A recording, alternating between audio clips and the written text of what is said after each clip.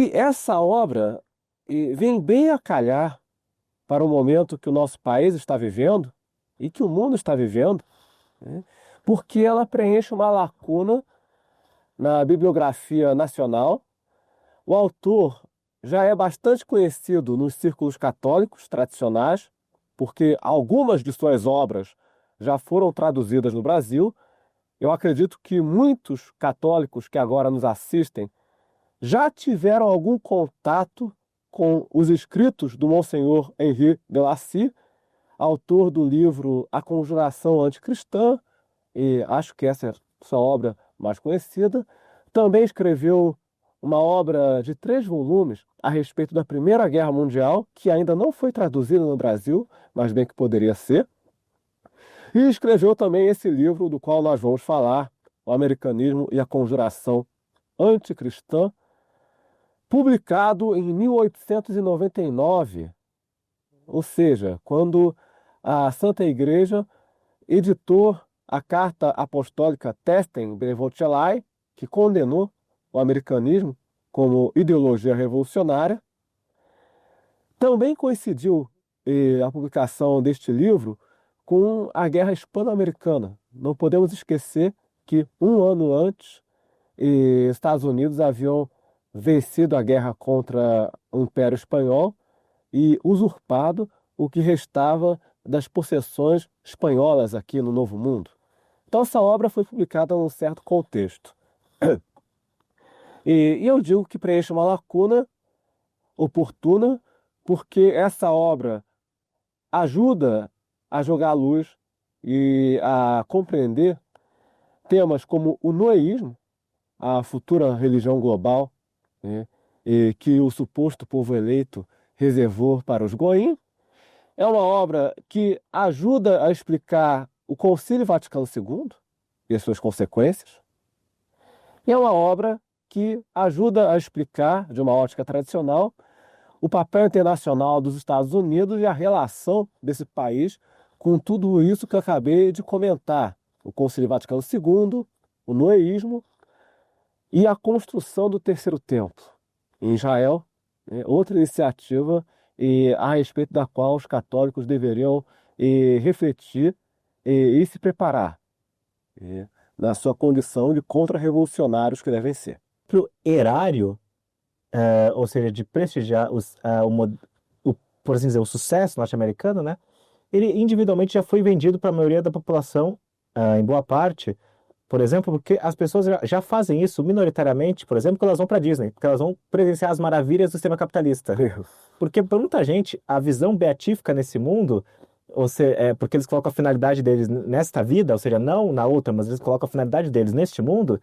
Para muita gente, por eles se dizer, por eles fazer grosseiramente, né, a visão beatífica deles é ir para Disney com a família, para contemplar as maravilhas norte-americanas, em resumo. Monsenhor de Lacy aborda isso no primeiro capítulo do livro.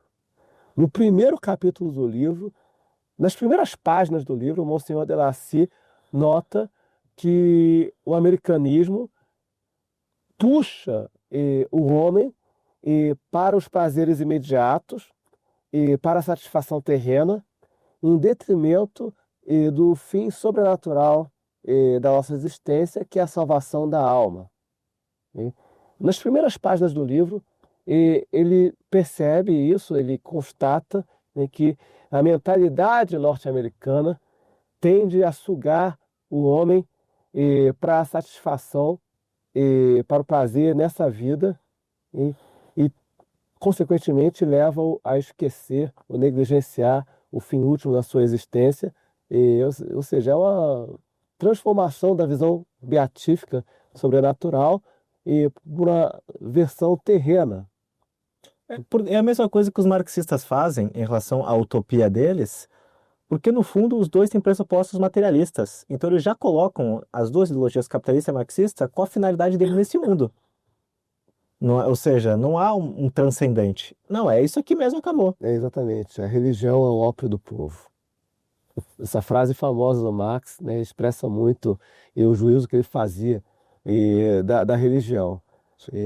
Ou seja, a religião é algo que desvia indevidamente o homem. Da sua finalidade, que seria este mundo. Exatamente, exatamente, o homem, e, assim, na medida em que ele tem como objetivo primacial a salvação da sua alma, né, encontro com Deus, e no além, né, e ele passa a negligenciar o terreno, o imediato, né, que é a satisfação dos interesses materiais, né, da classe, né? Eu acho que a diferença está na ênfase, né? O marxista enfatiza a classe, enquanto que o americanista vai enfatizar muito o indivíduo, né?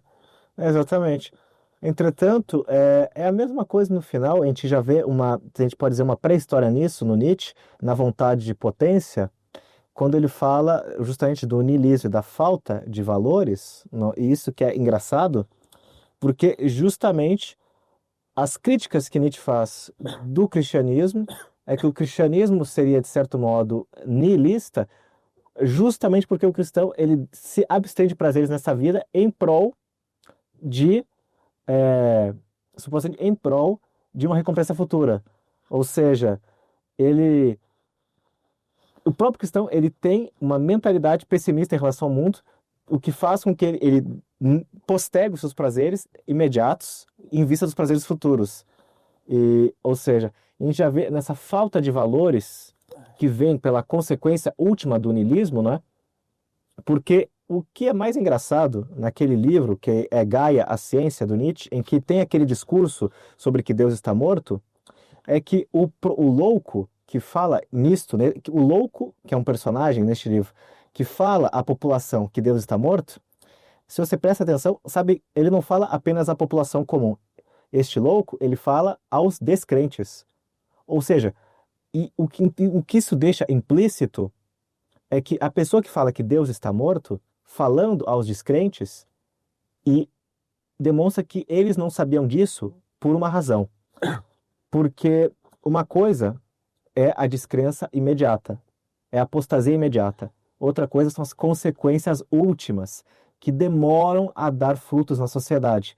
Ou seja, quando Deus está morto, imediatamente já não há mais um transcendente.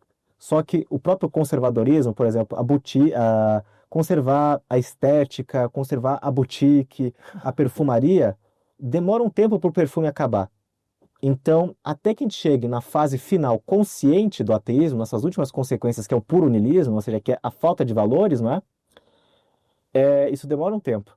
Então, é interessante que essas duas ideologias, elas nascem com uma tentativa, em certa maneira, de resposta de dar ao homem uma nova finalidade, ou seja, uma nova religião, que justamente que as ideologias são religiões, como dizia o Eric Voegelin, não é?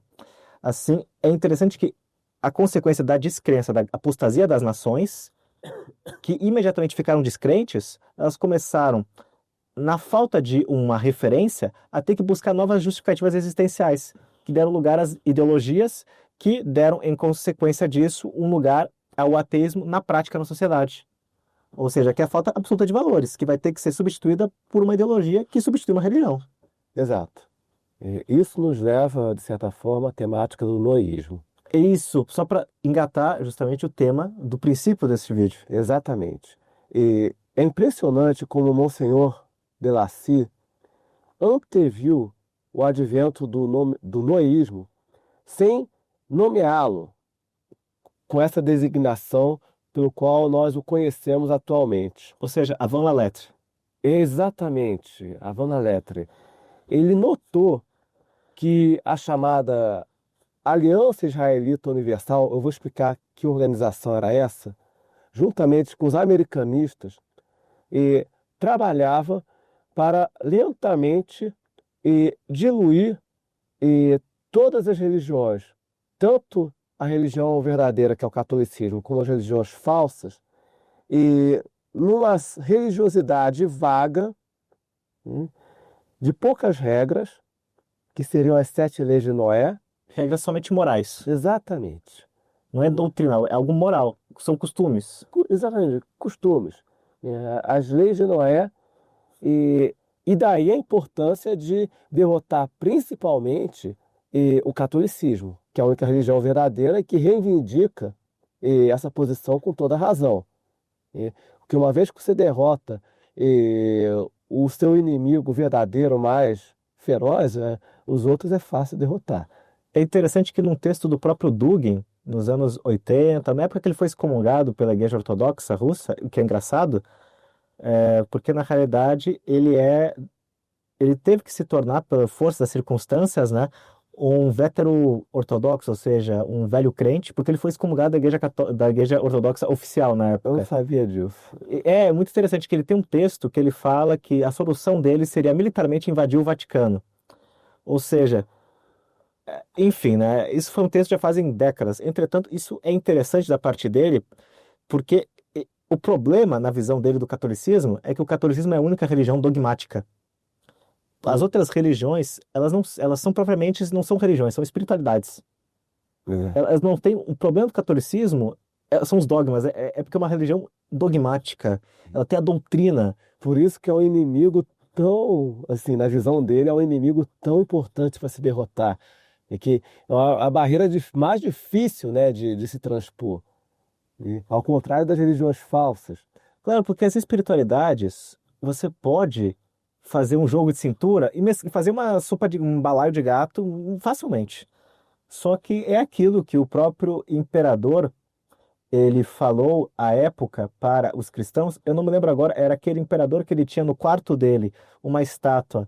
Era o Sétimo Severo. Ele tinha no quarto dele tinha uma estátua de Orfeu, de Pitágoras e de Jesus Cristo e de Zeus. Ou seja, porque para ele o problema dos cristãos era um só. E ele próprio disse: é porque o problema é que o vosso Deus é invejoso.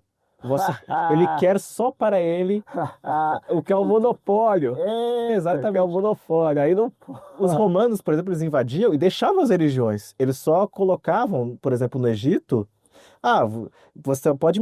O que impede de mesclar Osíris com Zeus? Nada.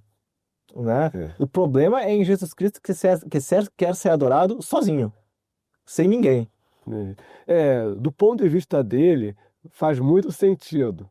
Faz muito sentido, de fato, porque se você tem uma religião verdadeira e que reivindica essa posição e acusa todas as outras com razão de serem falsas, né? Óbvio que aí você tem um obstáculo intransponível ao avanço de uma religião global, né, que vai prescrever, universal, que vai prescrever as 7 leis de Noé para os goim, enquanto que o povo eleito segue a sua seita, né, que ele julga ter o direito, que lhe dá supostamente o direito de reinar sobre a terra. Liberdade de consciência. Isso, com liberdade de consciência. Ele chegou a essa conclusão examinando a revista Arquivo dos Israelitas, uma fonte primária que estava à disposição de todo mundo, e examinando as atas e os documentos publicados nessa revista, que por sua vez era porta-voz de uma organização sediada na França, denominada Aliança Israelita Universal, cujo presidente era grão-mestre da maçonaria, o Clemieux, e entidade francesa que por sua vez estava vinculada à Greenwich Bridge nos Estados Unidos, em Nova York. Que é a maçonaria israelita, somente para israelitas? Exatamente, exatamente. Então ele mapeou essa conexão e, examinando os documentos, ele percebeu o intuito que essa entidade tinha de dissolver as fronteiras nacionais e diluir as diferenças religiosas.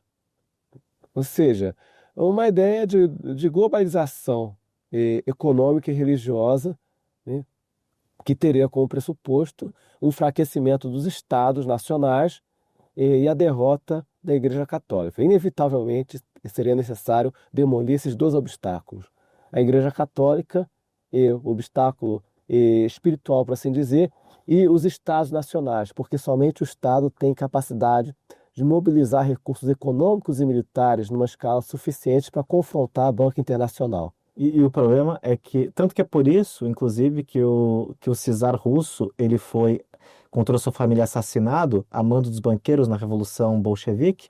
Inclusive, é interessante que o próprio Putin, ele afirma recentemente, numa entrevista, que estudos foram conduzidos pelo próprio governo russo que provaram, de fato, um financiamento dos banqueiros na Revolução Bolchevique.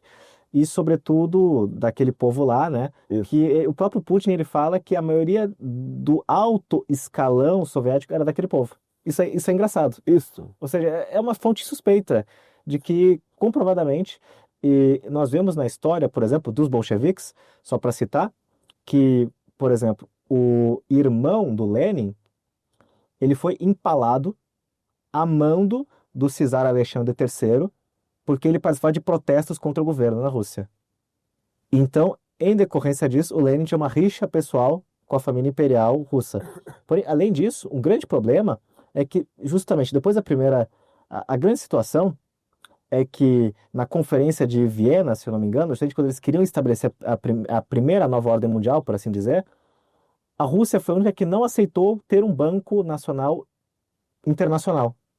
Ou seja, foi a única nação que rejeitou essa ideia, porque o Cidade Alexandre III não queria, não via por que ele aderiria a essa ideia de um financismo global imediatamente.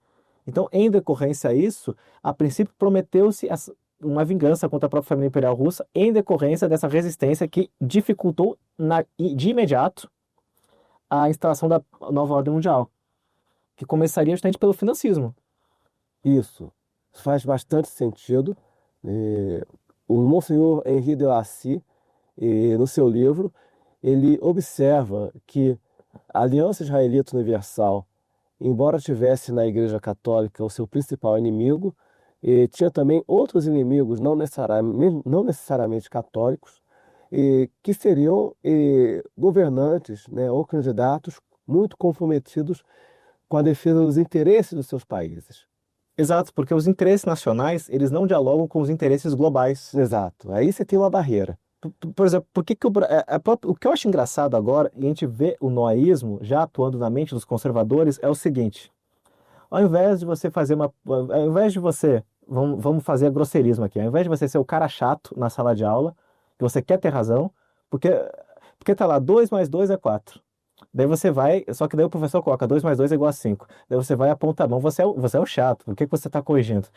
Aí a gente vê essa tendência na geopolítica brasileira, que é o seguinte: as pessoas querem sinalizar virtude para fora, ou seja, elas querem jogar para a torcida.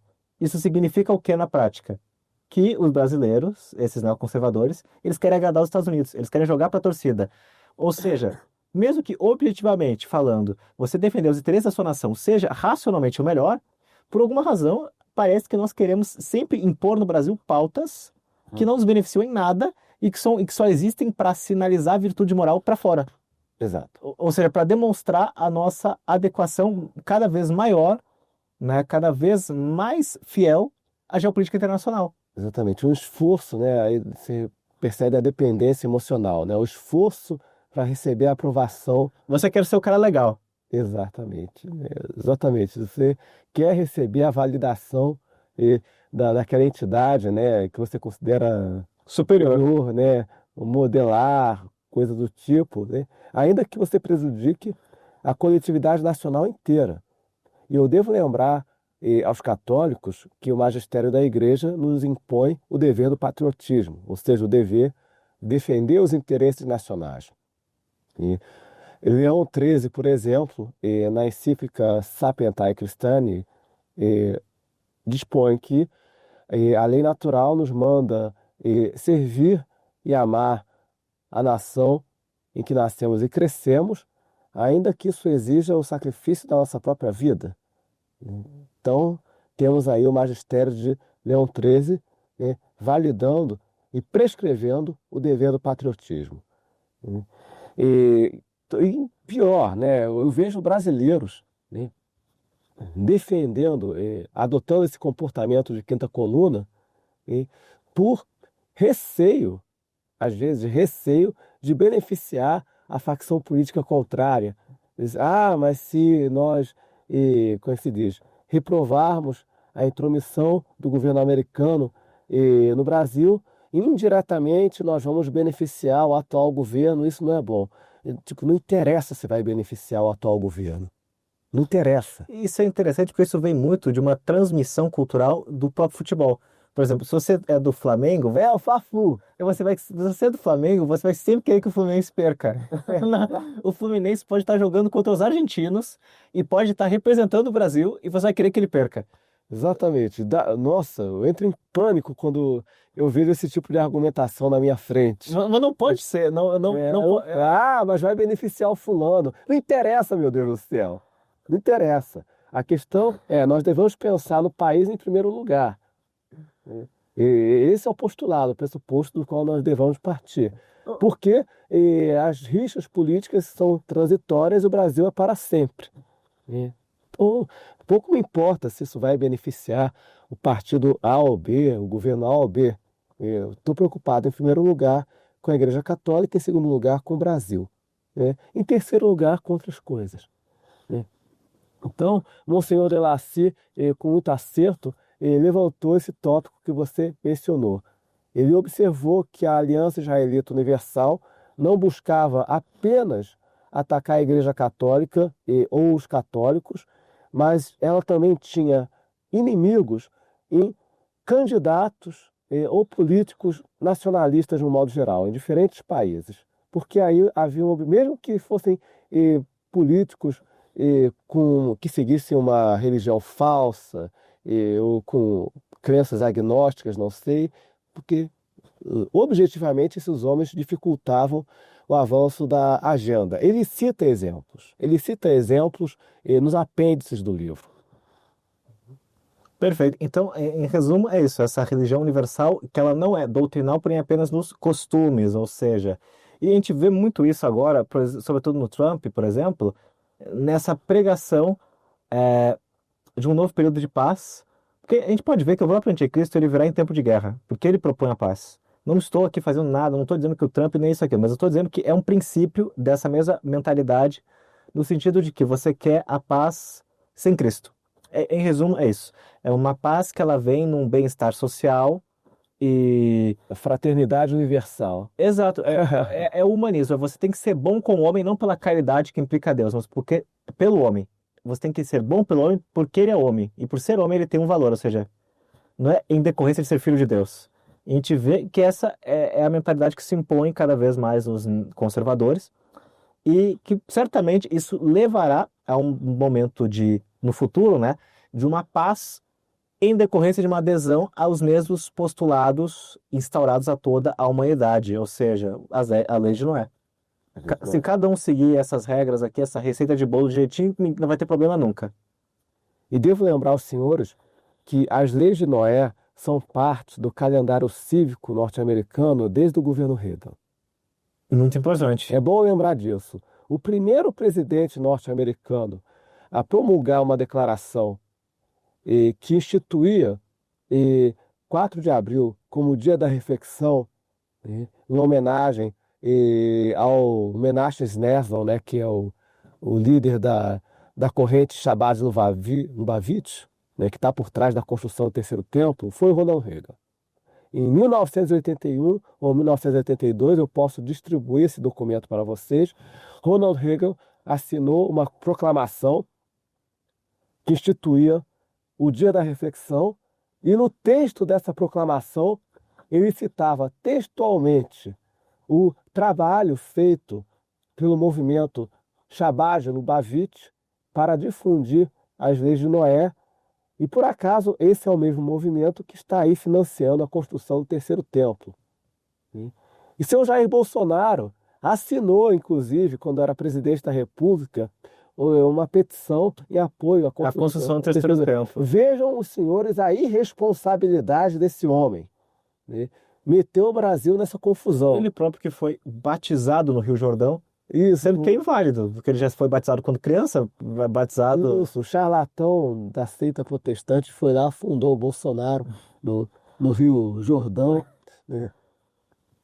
E aí depois ele foi lá e assinou a petição em defesa da construção do Terceiro Templo. Vejam vocês onde esse irresponsável meteu o Brasil. Claro, porque na prática é só apostasia, porque o Terceiro Templo ele não está para os cristãos, ele está para aqueles que negam a Cristo. Exato. E na visão, na interpretação rabínica do movimento Chabad Lubavitch, a construção do terceiro templo vai antecipar a vinda do Messias deles. Ou seja, isso implica que o Messias não veio, formalmente falando. Exato, exatamente. Isso implica que Jesus Cristo não era o Messias, que ainda está para chegar, que é o Messias deles, né? E possivelmente anticristo para nós. Certamente. Enfim, não chego a... Eu arrisco supor que sim, né? Teria que chamar um padre, mas eu desconfio que sim, né? Então, vejam vocês a encrenca, e vocês acham mesmo que um presidente norte-americano como Donald Trump, que está metido até o pescoço com o movimento Shabbat Lubavitch, que recebeu mais de uma vez delegações desse movimento na Casa Branca, que tem um genro vinculado a esse movimento. Para quem não sabe, Jared Kushner, que é o genro do presidente Trump, está metido até o pescoço nesse projeto. Os senhores acham que realmente um homem desse está cheio de boas intenções para com o Brasil? Gosta muito de brasileiro? É até engraçado ver que, de fato, durante o primeiro mandato dele, ele tratou o Jair Bolsonaro como uma tiracolo. Ele ficava lá de escanteio, na base, praticamente não dava, nem na realidade não apoiou nada ao Brasil, ou seja, ficou só na promessa. Isso, inclusive, algumas decisões foram francamente prejudiciais aos interesses do Brasil. E ele baixou ali o decreto que retirou o Brasil do SGP, o Sistema Geral de Preferências Comerciais. Depois eu posso explicar o que é isso, né? Mas era basicamente um esquema que permitia a mais ou menos 4 mil produtos do Brasil entrar com tarifa zero no mercado norte-americano. Hoje não entram mais. Hoje tem que pagar a taxa normal. E depois do tarifaço... Aí piorou mais ainda, porque o Trump alegou nessa decisão que o Brasil já é um país rico e não deve mais desfrutar desse benefício que era dado, né, é dado apenas a países em desenvolvimento. E o engraçado é que é antinatural como podem ter pessoas defendendo o tarifaço. É inacreditável. E em outros países isso daria cadeia. Aí eu vejo, Felipe II estava coberto de razão. Felipe II estava coberto de razão quando proibiu os espanhóis de estudarem em universidades no exterior. Aqui nós estamos falando de uma medida radical de proteção dos interesses nacionais, de salvaguarda da identidade nacional. Ele proibiu, o espanhol não podia estudar em universidade fora da Espanha, exceto 4 que eram regidas pela Igreja Católica, 1 em Portugal e 3 na Itália, se não me engano. Olha, é porque, de fato, é porque depende da época, né? Porque, de fato, as primeiras universidades foram Oxford, foram Sorbonne e a Bolonha. Isso. Creio que tem, então, se for na Itália, tem sido a primeira universidade da Bolonha, que é a mais renomada desde sempre, e alguma outra sucedânea. Menos conhecido, eu sei. Ele baixou, não me lembro exatamente o ano que ele baixou, porque ele percebeu, né, a expansão das ideias protestantes e tinha muito medo que isso entrasse na Espanha. Então ele adotou uma medida profilática radical que foi proibir os espanhóis de estudar em universidades fora do país, exceto essas que eram regidas pela Igreja em Portugal e na Itália também. Em outros países, isso daria cadeia. Em outros países, isso daí daria cadeia grossa. Aqui no Brasil, por conta da democracia, a gente precisa tolerar a quinta coluna agindo e fazendo o que quer, né? Que isso aí é alta traição. Defender essas medidas que prejudicam toda a nação brasileira é crime de alta traição. E digo mais, defender a aplicação da Lei Magnitsky também constitui, se não crime de alta traição e adesão ao discurso revolucionário. Por quê? De um ponto de vista católico tradicional, essa é uma lei inaceitável, porque se dispõe e se propõe a punir governantes, autoridades e personalidades estrangeiras que violem os direitos humanos. Ora, os direitos humanos são uma derivação da Declaração dos Direitos do Homem, aprovada pela Assembleia Francesa durante a Revolução Francesa. Então, o pressuposto já começa errado. A base conceitual já começa errada. A própria percepção de você conceder aos Estados Unidos jurisdição sobre o Brasil também é errônea. Então, esse é o segundo erro. Presumir que aquele país tem autoridade moral para julgar as supostas violações de direitos humanos pelo mundo afora. Esse é o segundo erro que também não tem cabimento nenhum. Então, o católico tradicional não pode apoiar esse tipo de medida de jeito nenhum. A gente diz, o que que a gente faz? Sei lá. Bem, mesma coisa, né? Tem sempre um engraçadinho que pergunta, mas o que que a gente faz? Ou encontra outra solução ou reza. É igual a questão do aborto. Tem gente que coloca um porém. Mas e se a mulher foi vítima do estupro? Não interessa. Você está tentando achar uma brecha para violar o magistério da igreja. Só isso. Então, é a mesma coisa com a lei Magnitsky. Não interessa, questão de princípio, magistério da igreja. A base conceitual dessa lei é uma base iluminista revolucionária. Não é à toa que os Estados Unidos tem a Estátua da Liberdade ali, maçônica, né, implantada ao porto de Nova York, então nenhum católico pode apoiar um negócio desses. E, eu não sou católico. Bem, você é brasileiro. Então, mesmo não sendo católico, você tem o dever do patriotismo. Sim, porque é antinatural. Antinatural. Você defender que uma outra nação tem o direito de lhe impor um tributo, ainda por cima abusivo, isso é antinatural. Por exemplo, é você cortar a si mesmo. É a mesma coisa que você cortar a si mesmo. Exatamente, né? Uma implosão, né? Um suicídio civilizacional. Então, isso aí não pode ser tolerado de jeito nenhum. De jeito nenhum. E outros países punem esse tipo de conduta com bastante severidade. Se essas pessoas tivessem vivido na Espanha do Franco, por exemplo, estariam presas. No mínimo deportadas. Eu vou vou mais além. Foi essa mesma argumentação dos direitos humanos que os Estados Unidos usaram para sancionar a Espanha de Franco, de 1945 até 1952. De 1945 até 1952, a Espanha esteve sob cerco financeiro dos Estados Unidos, sob a alegação de que não havia liberdade religiosa no país e não havia eleições livres no país. Então, durante todo o governo Truman, a Espanha foi espicaçada. Foi o pior período para a Espanha de Franco, porque havia a hostilidade dos Estados Unidos e também a hostilidade da União Soviética. Então, o país praticamente não tinha para onde correr. Só depois, quando Eisenhower chegou à presidência da República, que essa política foi modificada e aí as relações entre os dois países foram normalizadas. E os americanos desistiram, né, de tocar a questão da liberdade religiosa e das eleições livres. Então, os senhores basicamente estão usando o mesmo argumento iluminista que o presidente Harry Truman usou para atacar o Estado católico na década de 40. Para a sorte da Espanha, o país tinha uma população muito devota, muito ciente dos seus deveres patrióticos. Sobretudo depois da Guerra Civil. Depois da Guerra Civil, então, nós estamos falando de católicos tradicionais, aguerridos, unidos em torno do seu líder, num contexto de catolicismo pré-conciliar. Então não teve dissensão, não teve rebelião, não teve gente indo para a rua com a bandeira americana, não teve nada disso. E era um povo que sabia, que aguentou as sanções internacionais, porque eles sabiam. Aí fica claro como que o jejum e a penitência preparam uma nação para resistir a pessoas como essa. É claro, sacrificar-se em prol do interesse comum, do bem comum. Exatamente. Então, os espanhóis estavam preparadíssimos para resistir à pressão internacional e resistiram com sucesso. Depois de algum tempo, o americano viu que não funcionava e também teve um raciocínio, né? O Eisenhower, a Espanha é um aliado importante contra o comunismo, então vamos conversar com os espanhóis. Então, chamaram o Franco para conversar e o Franco, por sua vez, impôs as suas condições. Agora vocês querem falar comigo?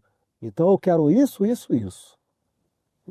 Então, não tem que negociar, tem que resistir e uma hora ou outra o americano vem e chama a gente para conversar. Não adianta, é a mesma coisa do acordismo. Você não tem como negociar em questão de princípios. Você sempre vai sair perdendo. Já começa perdendo. O país se desmoraliza. Se negocia nesses termos. É porque você entra no jogo do inimigo, aí acabou. Você já está jogando nos termos dele, no cenário que ele quer. Exatamente. Então, os brasileiros têm que aprender com o exemplo da Espanha, com o exemplo de Portugal e de outros povos católicos que souberam resistir.